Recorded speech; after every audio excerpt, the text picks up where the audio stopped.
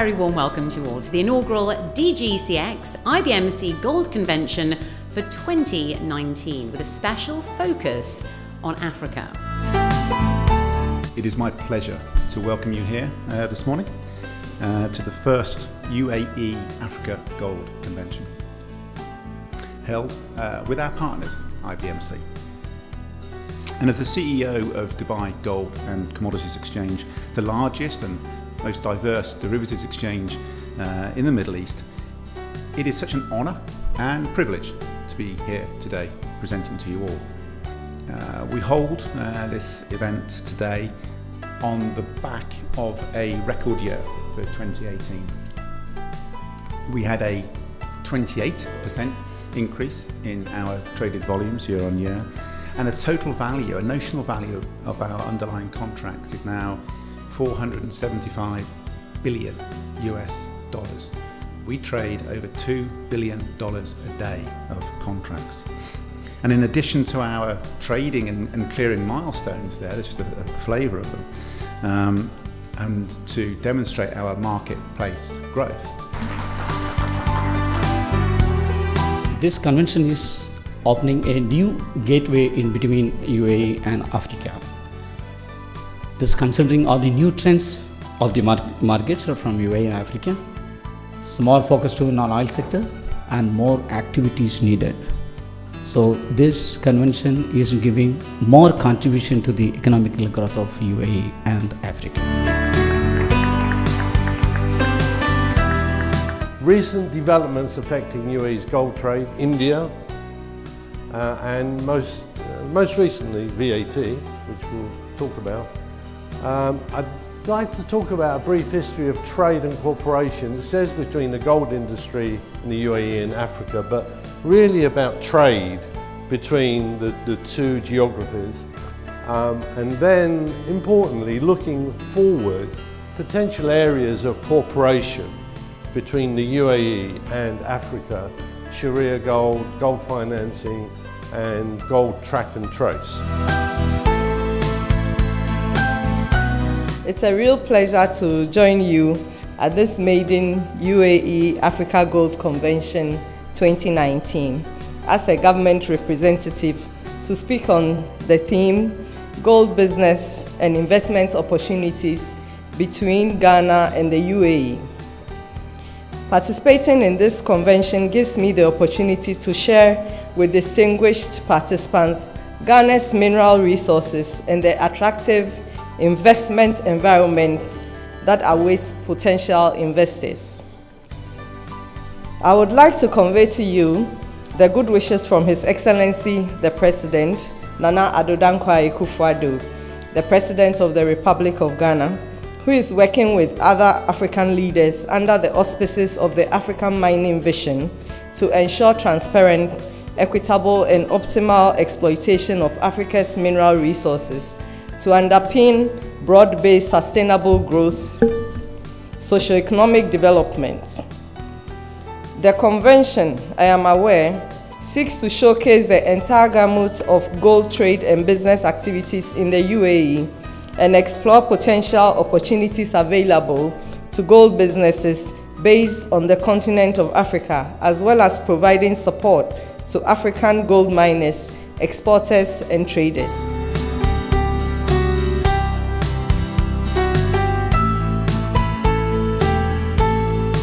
My presentation is going to focus on the Uganda's gold industry, the mining sector, looking at the legal and regulatory framework and the investment opportunities in the mining sector.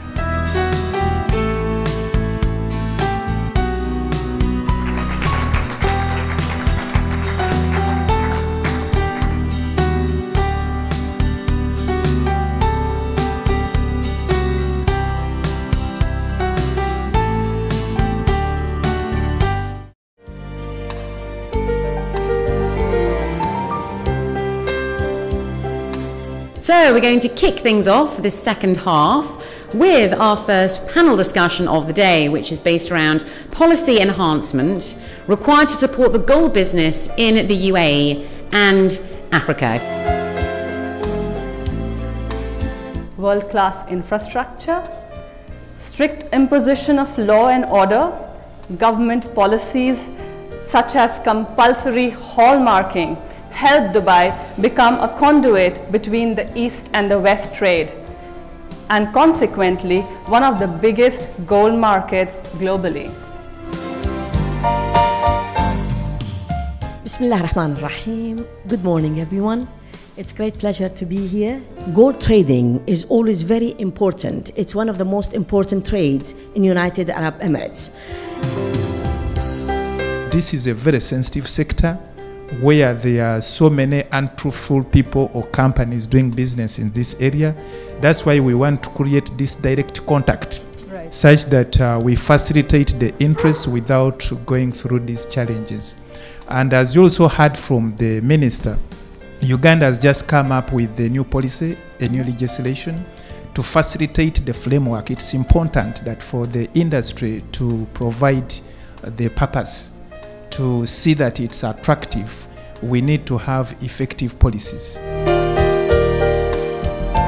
Thank you.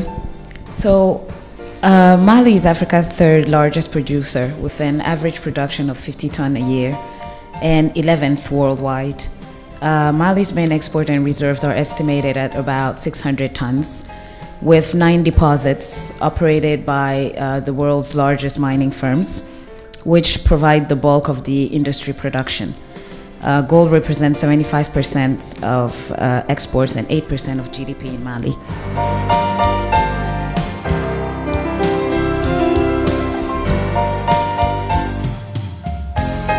Thank you, ladies and gentlemen.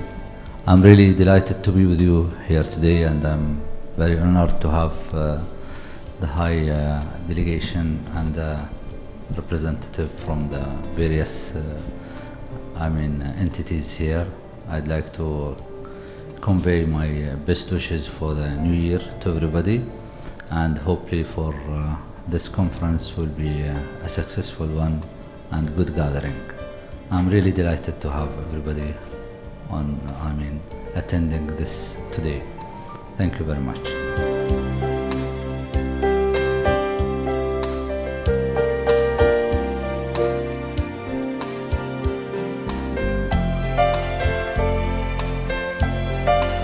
Dubai historically has been a front runner in providing facilities, facilitating trade, businesses, a lot of processes around various industries.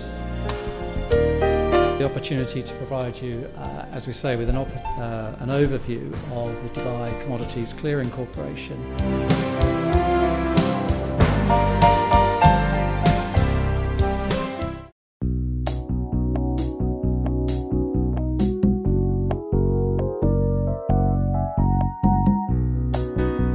First of all, let me congratulate DGCX as well as IBMs for organizing this very, very important gold convention. This is the first of a time we're doing it. As Brinks, we're operating in more than 120 countries around the world in terms of services, secure logistics services, which means moving gold to and from different countries. We're based here in the UAE with let's say, a regional office across Middle East and Africa, looking at our different key touch points where we have, South Africa, we have an office in Morocco, and we have subcontractors across many parts of the region, and also we have a very large office in Jordan as well.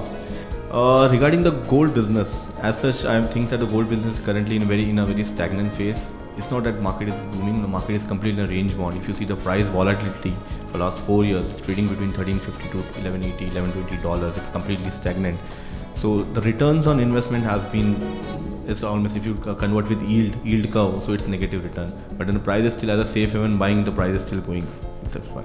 I wouldn't say that the industry has lost the sheen, but I think it's a bit dusted, and that's what needs to be cleaned up.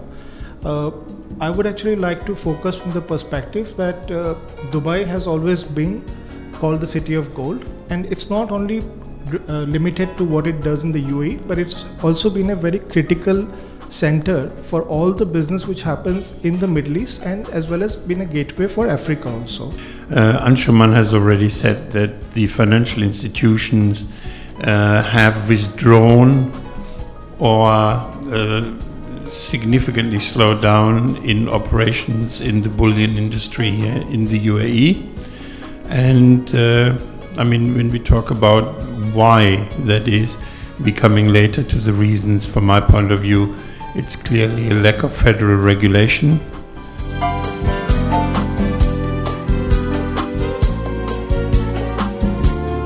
Okay, how we operate in more than 120 countries. 40 of those countries, more or less, is it up there? 41 countries we have offices in, and the remainder of the countries we would have a subcontractor which we would have vetted and passed all the hurdles for them to also pass on those. I'm sure there's a backlog, but you guys are just taking a breather. You can catch me afterwards, no worries. Thank you very much, everyone. I really appreciate your time, and have a wonderful day. Happy New Year, by the way.